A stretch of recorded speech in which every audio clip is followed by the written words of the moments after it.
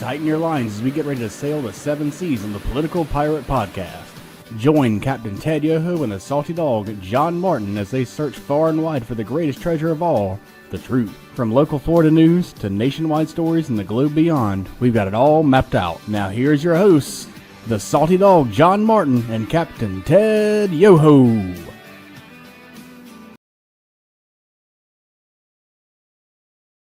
Well, good morning, everybody. Welcome to the Political Pirate Podcast with yours truly, as John always refers to me as Captain Ted. As you notice, John's not here today. He had other engagements. He'd love to be here, but I know he's here in heart and spirit and probably listening. So hello, John. We're missing you already. Folks, we've got a great show today, and we look forward to going through these topics. And let's get right into it. There's so much going on in the world, not just on the world stage, but here nationally and even locally. And, let's start with what's going on. And I know it's in a lot of people's minds is what's going on with President Trump and the crackdown on not just immigration, but on crime. And if we look at what happened in DC when Trump brought in the National Guard, you look at what happened in LA, I think the biggest thing that happened is you got people's attention. And the people they got attention to were the politicians. When he went into LA, the politicians were saying, Karen Bass out of LA, Gavin Newsom, the governor out of California, were all saying, oh, we don't need your help here. But all of a sudden, they start cracking down on those things that were disrupting the crime in their cities and their states. And you look at Marion Bowser in Washington, D.C., the District of Columbia. They fought against it in the beginning, but then she came out and said how much safer the city had become in a short period of time, and she thanked President Trump. Now, that was about a week to 10 days ago, but now she's suing President Trump for intervening. And I bring that up because President Trump is saying, well, we're going to go into some of these other cities, possibly Chicago, things like that. And I've got some notes here I just kind of want to reference here. When you start looking at the crime rate in Chicago, and I know this is something that comes out, a lot of programs talk about the shootings in Chicago. I want to remind you what Governor Pritzker said, who's the governor of Chicago. He's a Democrat, and he's an oligarch. He's one of the oligarchs that Bernie Sanders and AOC rail against, but he's on the left, so he's okay. He says our first line of defense, and I want you to understand, our line of defense, he's calling this, when and if Trump comes into our city, in our state of Chicago, we're going to sue the federal government. We're going to sue him to say he doesn't have the authority to do this. But let's look at the stats. And if we start with Labor Day of this year, there were 58 people shot. 9 people died. 58 people shot, 9 people died. And if you compare that, and before we compare that, if you listen to what Brandon Johnson, the mayor of Chicago, and Pritzker say, crime is under control in our state. We've got this, we don't need the federal government here. But I think the numbers differ from that and tell a different story. So Labor Day of 2023, 37 people were shot, 7 people killed. Labor Day of 2024, 24 people were shot, and I think 7 died that year. Labor Day 2025, 58 people shot, 9 dead. So is it under control? And if Marion Bowser in D.C. was thanking Trump a week to 10 days ago for the decrease in crime, homicide rates went down to 0, carjacks went way down, assaults went way down, burglaries went way down. And so she saw the direct result of what President Trump's presence with the National Guard, and it was only for 30 days. And she thanked him. But then she changed her story and said, now we're going to sue. So I can only think that the Democrat machine, the National Democrat Committee says, you can't be praising what President Trump did because that invites him into these other cities. Now you're seeing Pritzker saying our first line of defense is to sue the federal government. Now think about that with the stats I just read about the shootings over Labor Day, just in Chicago. His first line of defense is not to defend his citizens. It's to keep the federal government from coming in to protect their citizens, as they did in DC. And the National Guard, when they come in, they don't do policing maneuvers. What they do is there a presence there that shows that they are there, that they want law and order. And if we don't have law and order, you get chaos. And with that chaos comes the crime and, all these other things that are associated with that. And we're going to talk about what's going on in Portland, Oregon, about chaos and when they don't enforce the laws.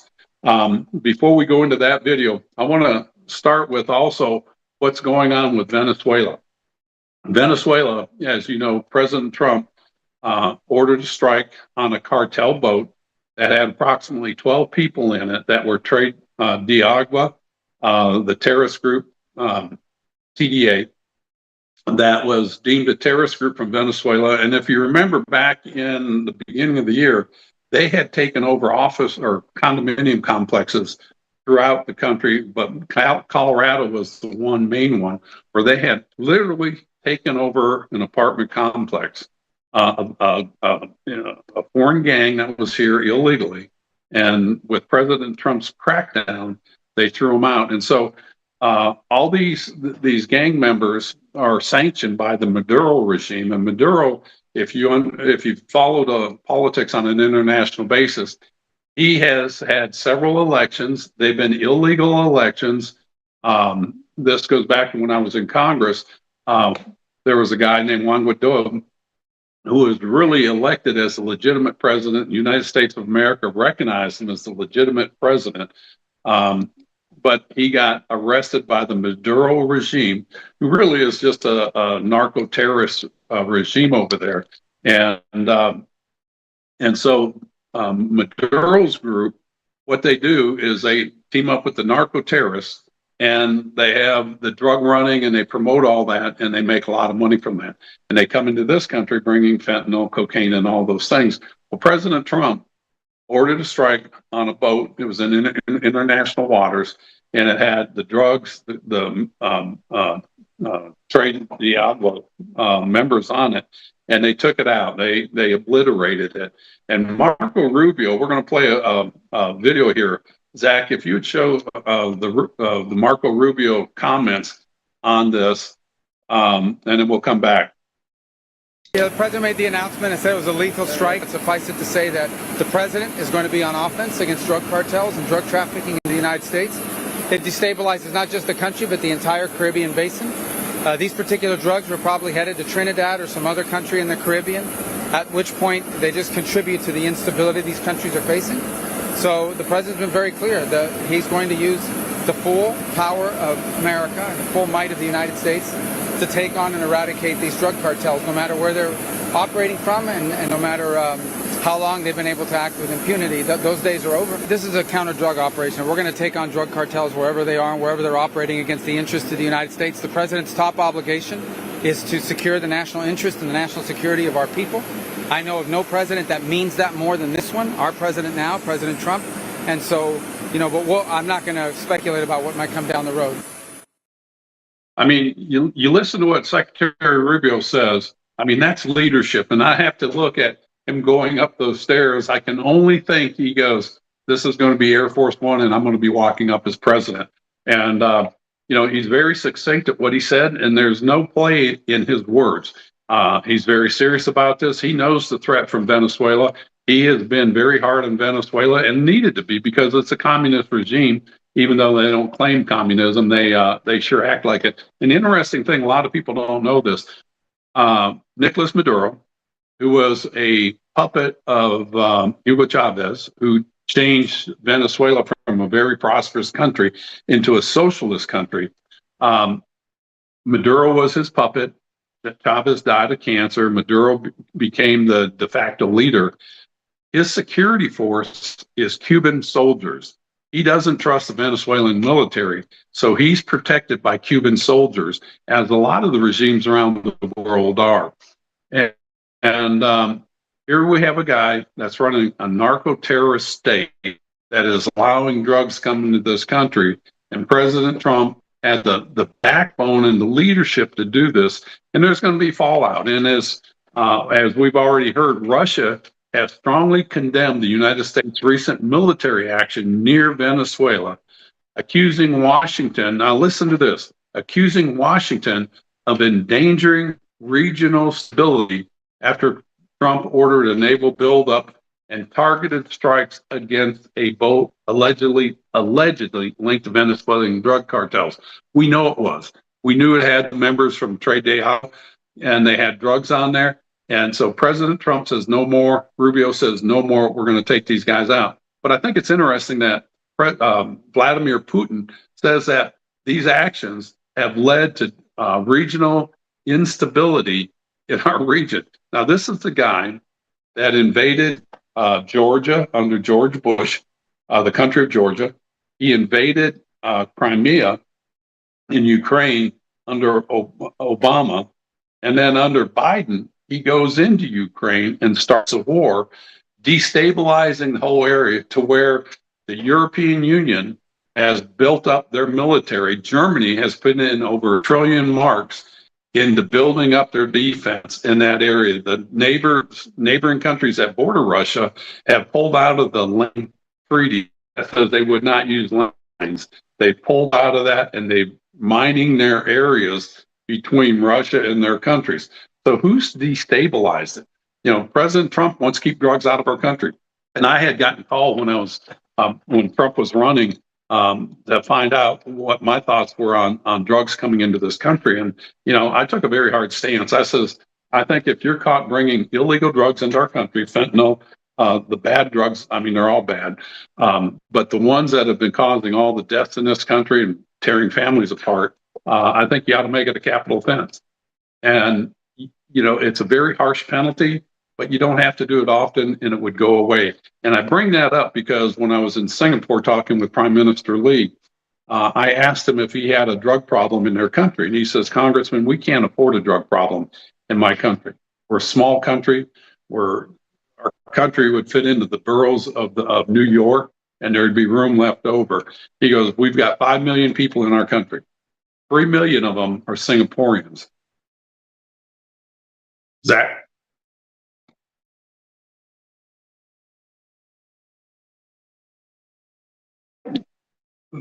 Three million of them are Singaporeans.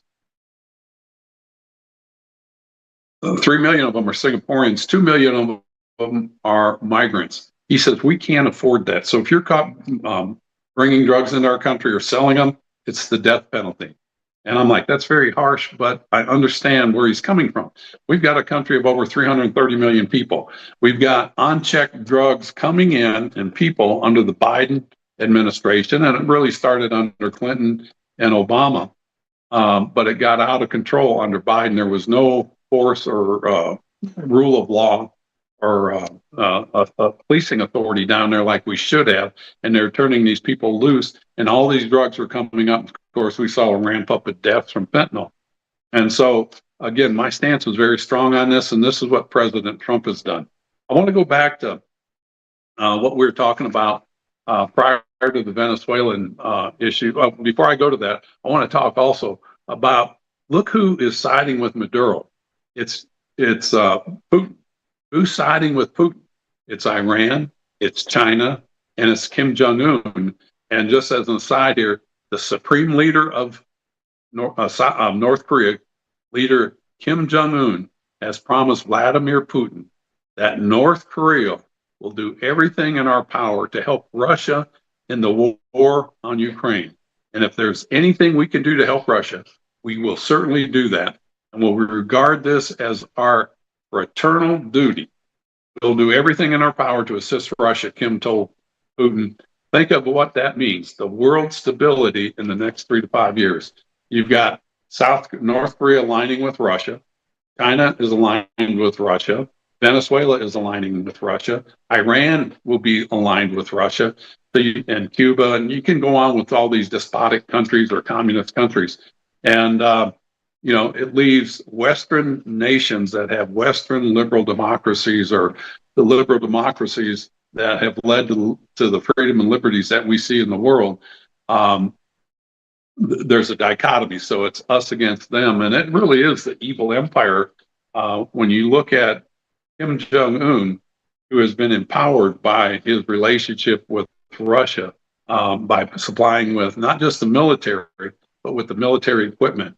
And one of the big things that are going to come out of this is the training of the North Korean troops in combat. This is something they haven't had since the Korean War.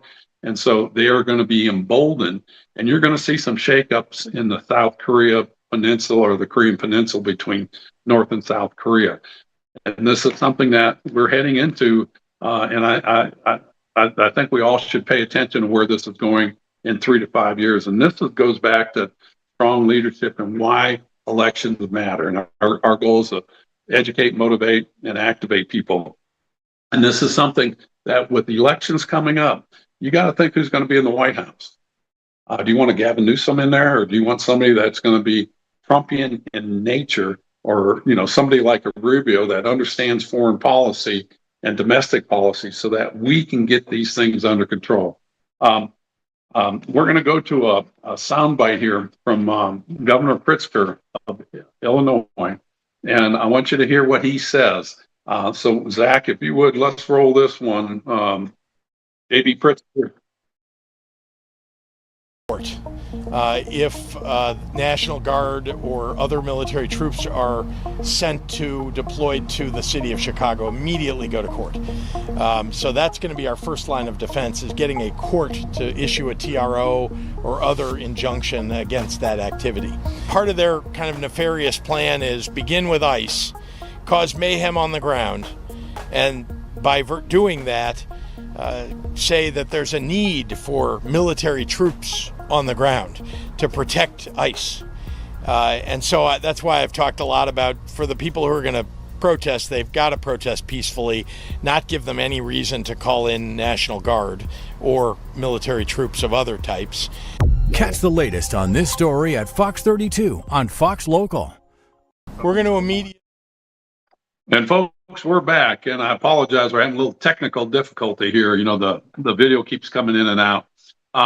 But that's interesting. The way Pritzker says our first line of defense is going to be to sue the federal government. And again, who is he defending? Is he defending the gang members and the crime, or is he defending the citizens that are subject and victims of those things? And I think, again, this goes to the whole narrative of the Democrat Party. They're wanting to protect the status quo, the bad things that have happened. And you can look at cities like Chicago, Baltimore, LA, Oregon, Seattle, Washington, where they're all governed by the same ideology, and that is the left progressive ideology. And you get the results of this. And, why they want to do that and keep promoting something that didn't work before in the last election. Do you think they would learn? But I'm kind of glad they haven't, because they're going to stay out of power, and they need to stay out of power. And along that lines, Tim Kaine, he's a senator from Virginia.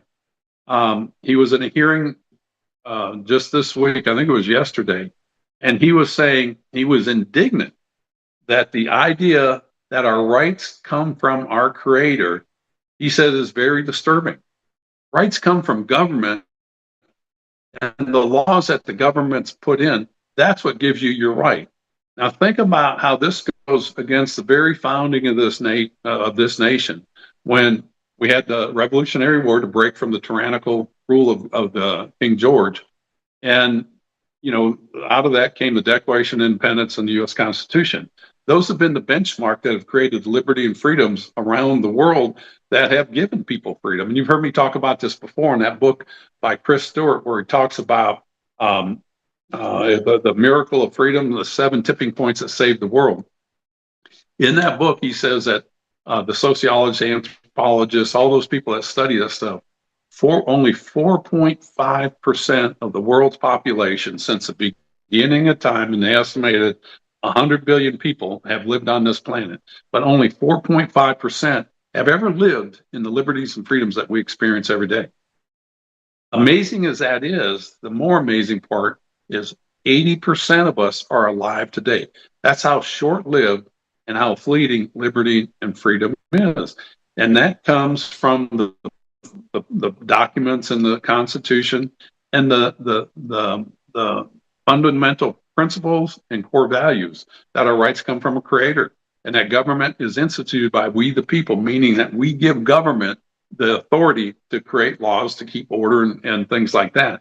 And if you don't have that, you don't have a civil society. And for Tim Kaine, a U.S. Senator, to say the idea of our rights come from government, not a creator, and he goes, what they were saying, and he's comparing what Jefferson and the founding fathers said is a theocracy like Iran has and Sharia law.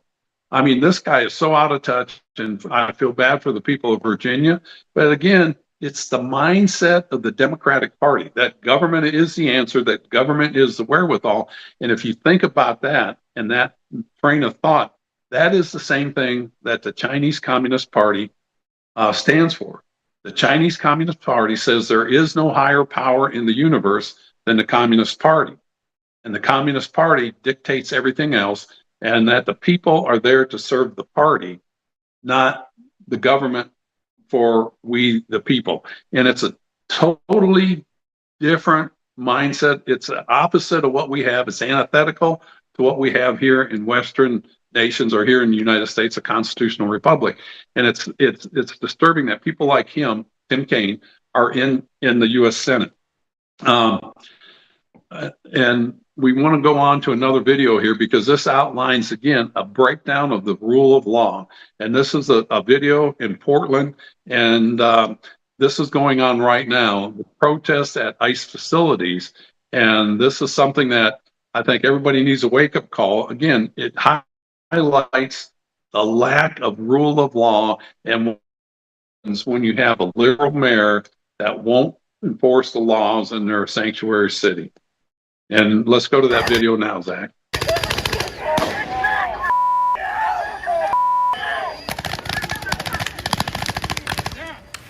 Anti-ICE protesters in Portland, Oregon, rolling out a guillotine, clashing with police and turning the streets into a battlefield outside a migrant detention facility there. A Democrat mayor, Keith Wilson, stands firm on keeping Portland a migrant sanctuary city. Dan, are we expecting more unrest? Every night it happens, Sandra, and you know, this is happening just outside of an ICE facility with hundreds of Portland residents living in apartments right across the street.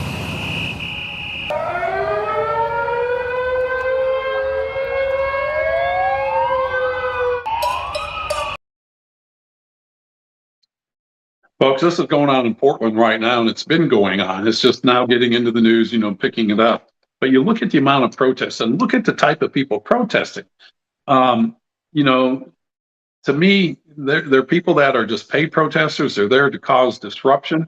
They don't concern themselves with the rule of law, and you can't really expect them because their mayor, Keith Wilson, out of Portland, he says, we're going to keep Portland, Oregon, a sanctuary city. And the police won't respond to noise or assault complaints. And that's why you have the situation. This happened in Seattle, Washington. It's happened in all these other liberal cities. And it's time for the people to wake up. If you don't vote these people out of office, you're going to continue to get the same thing. We all know what the definition of insanity is. And that's why I think Pritzker and Bowser are wrong in not looking for help from the federal government. It gives them cover and says, yes, we do need help. And it's interesting how the political machines of the Democratic Party put the pressure on Marion Bowser to change your tune and sue the federal government. Well, folks, we're going to go to a commercial break right now. And we want to thank all of our sponsors, and there'll be a tagline on there. If you want to become a sponsor, contact Freddie Wiebe at Wiebe Productions, and we'll be right back. Although the owner of Lewis Oil Company maintains she is 29, Lewis Oil turns 60 years old in June. Chevron would like to recognize the North Florida second-generation family-owned business, celebrating its growth and staying power. Lewis Oil Company maintains significant on-hand supplies, strategically located fuel depots, a delivery fleet, on-site service, fuel card locks, and convenience stores. Lewis Oil Company understands its responsibility in the local economy by providing service and delivery on demand and in crisis. As a first responder for 18 Florida counties and the Southeast from Texas to Virginia, we are proud of this rare accomplishment. Lewis Oil delivers. This is Ward Scott, and I want to thank all our sponsors who keep the show going and pay the bills. The Ward Scott Files premium sponsors are Crime Prevention Security Systems, large enough to serve you, small enough to care. Meldon Law, the only official injury partner of the Florida Gators. The Ward Scott Files Gold sponsors are Lewis Oil Company, Shoot GTR, On the Spot Dry Cleaners, R&R Construction, and Style Cuts.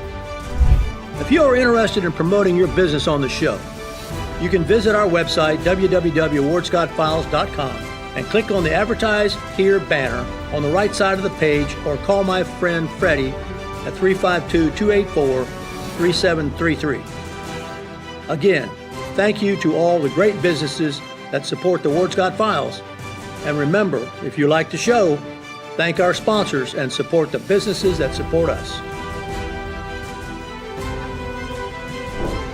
What you just said is one of the most insanely idiotic things I have ever heard. Everyone in this room is now dumber for having listened to it. May God have mercy on your soul. Or that very much surprises me that you've never been tased. You can't handle the truth! All bees poop. A warthog. He's going to come up the steps. Here he comes. Oh my goodness, and he's huge. Hello, boy. I wonder if we can pet him. Hi, boy. Can we touch him? No, don't.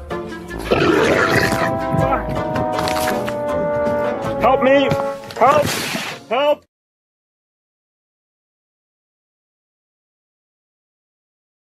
All right, we're back, and this is the Political Pirate Podcast with yours truly, Ted Yoho, as John calls me, the captain of the pirate ship. And John, the old salty dog, is not here today. He'll be back on Monday. So we wish him great travels and a lot of success in doing what he's doing. But folks, I tell you what, there's so much going on all over. You know, we look at what's going on in the world. We talk about what's going on with Russia, Venezuela, Kim Jong-un, China. And you look at what President Trump has done. He's trying to lead, and he is leading, and he's doing a good job, just as what he did with the drug cartel boats. This has got to be a strong message that America is not playing around with these things. We're going to address these things. We're going to address crime. We're going to address illegal immigration, and we're going to address drugs. And I think he's doing a good job. You know, and when you go and change the status quo where we've been for the last 30, 40 years, there's going to be people upset. There's going to be people that just feel like we're going in the wrong direction. And that's the beauty of our kind of government. You know, you have those rights to express that and talk about those things and have a voice of dissent, but understand where we're heading is going to be better than where we are. And, when we look at the fentanyl coming into this country, the amount of deaths, 200 deaths per day, over 250,000 Americans have died from fentanyl overdose since 2018. And understand where the fentanyl is coming from. It's coming from China.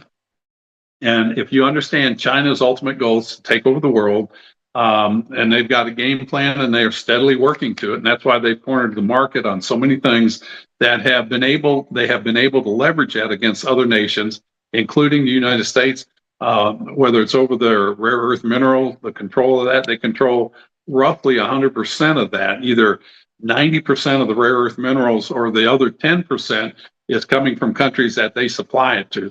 So China is playing a game not a game, but their goal is to take over the world, and they want to be able to set the standards in the world. And think about what they're doing.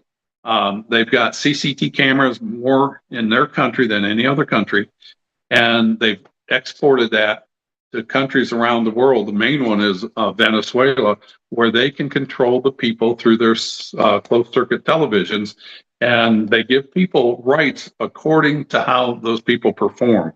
And it's a total authoritarian regime, and they want to bring that to the United States of America and the rest of the world. And so that's what we're up against, and it's going to take somebody like a President Trump, a strong President Trump. And I'm reading a book right now. It's called American Lion. It's about Andrew Jackson. And there's so many similarities between Andrew Jackson and President Trump. The book was written by John Meacham, and I would encourage you to read it. And it was talking about how Andrew Jackson was a very popular president because he had the support of the American people at the time, and allowed him to do a lot of things. And he felt like he could do that because he had the support of the people. And I see a lot of similarities between him and President Trump. But when it comes down to projecting strength, I think he's doing exactly the things that need to be done, he being President Trump. When you look at what he's done to the Department of Defense, putting Pete Hegseth there, and then they're going to change today the Department of Defense name to the Department of War. And that's the way it was historically in the early days of the founding of the and by projecting that, he is setting a tone for the rest of the world to follow, because the world is breaking up and you've got all these other factions, with Ukraine war already talked about. With that, politics really matter, and it's that slant that the liberal progressives are going, and they want to take us the way of Venezuela. That is their ultimate goal, is to have America be a Venezuelan utopian, and it doesn't work. And so it's good that we have somebody like a President Trump in there redirecting this nation, and the American people aren't buying what the left are trying to show. That is a better way. And I think that speaks loudly when you see the leaders on the left, the protesters out there yelling and shouting and screaming that Trump's a Nazi, he's a dictator. No, he's not. He's for rule of law, and he loves this country. We want to go to the next video here. And this is the one with Mandani saying Trump is interfering with New York elections. Learned what New Yorkers have long suspected, that Andrew Cuomo is Donald Trump's choice to be the next mayor of this city. Today's news that the White House is considering job offers for Eric Adams and Curtis Sliwa, it is not news that carries meaning because of any impact it will have on this race. We feel just as confident as we did yesterday that we will win this race. And we're back. I think this speaks loudly. Zohran Madani, he's leading the polls in New York with a 50%, over 50% favorability with the people of New York City. And they are literally going to vote in a socialist communist in New York City if things don't change. And he's worried about election interference. And he's blaming President Trump is going to back Cuomo, which I think is a bad choice.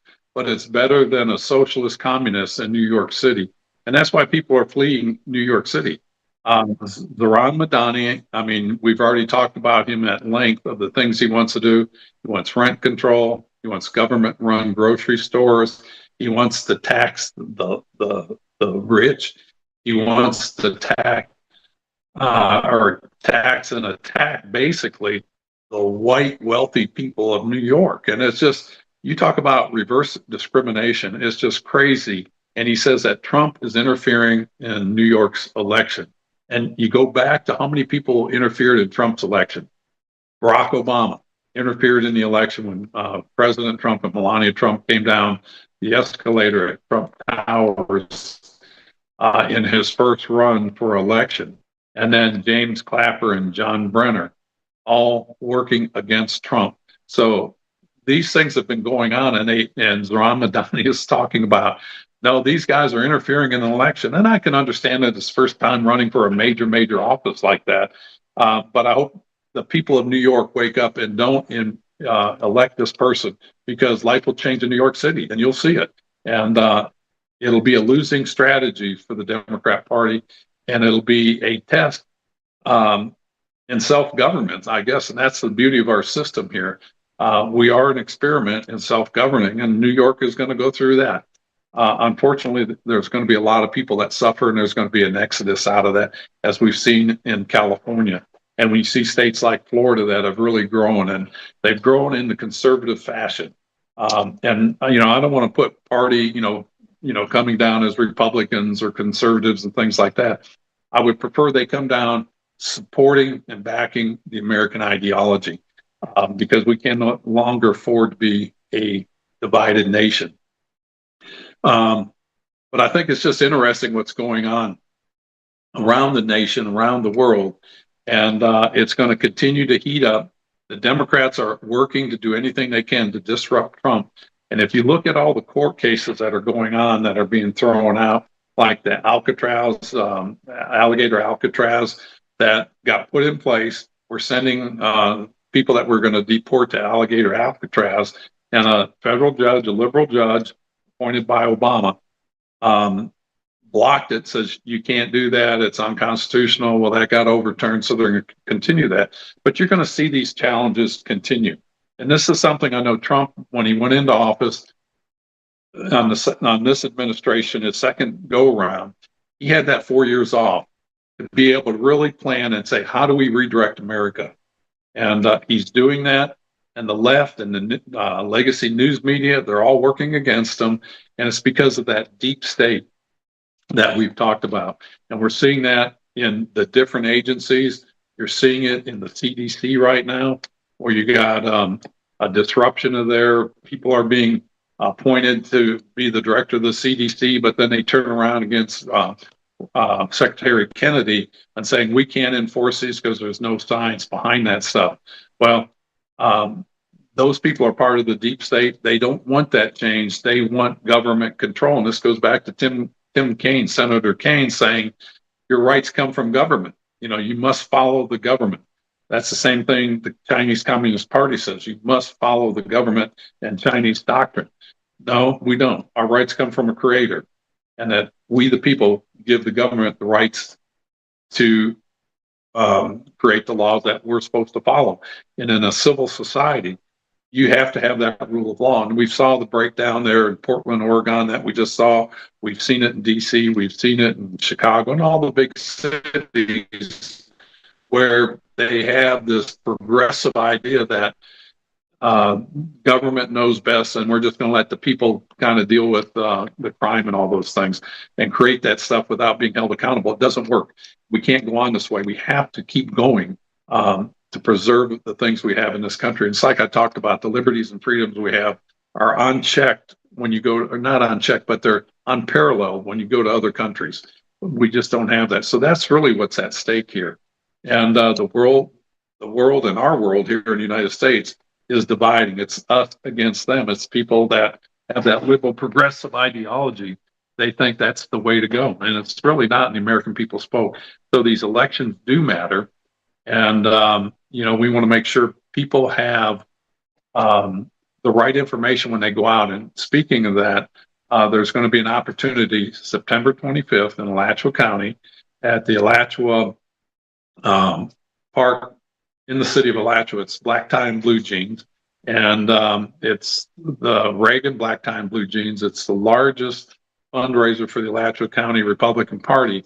And you're going to see people there that are running for office. The highlighted candidate is going to be Byron Donald, running for governor of the great state of Florida.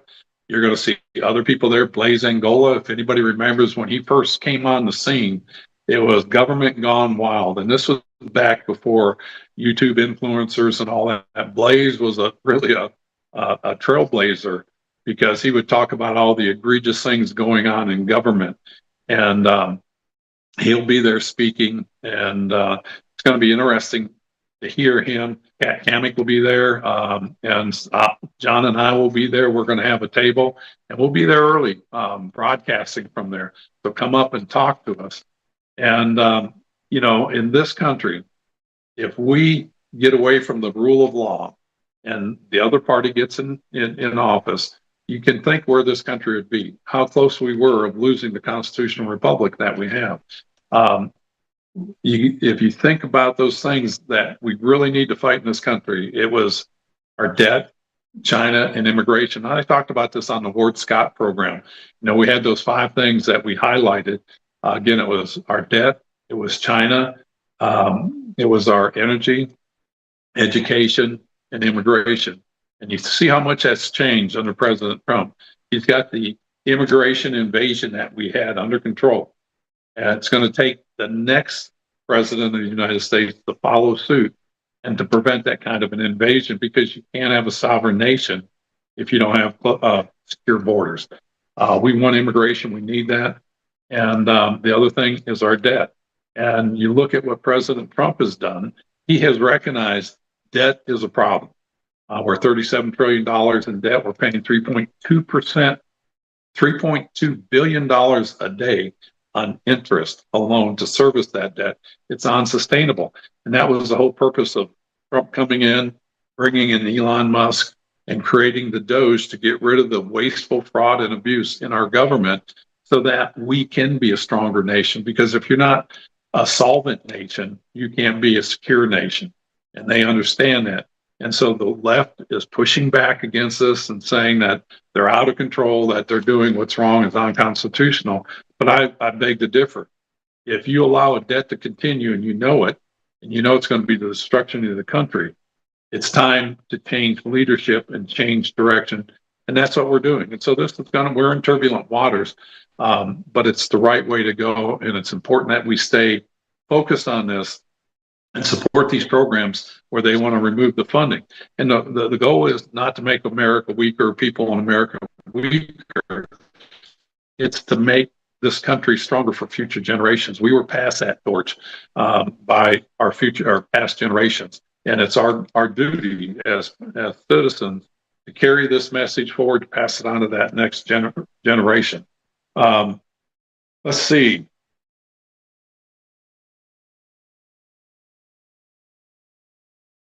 I think we're pretty much at the end of the show here. Zach, we're going to wind up early. And folks, we appreciate you tuning in. We appreciate your comments. We want you to come by and see us at Black Tie and Blue Jeans. And John and I will be back on Monday. John will be back, Lord willing, and being the old salty dog that he is. If you have any comments, please put them on our website. Please like our website. And if you want to become a sponsor, think about becoming a sponsor. We sure would appreciate to get our message out there. And we look forward to seeing you on Monday. And the Political Pirate Podcast is signing off, and we'll see you later. Take care. God bless.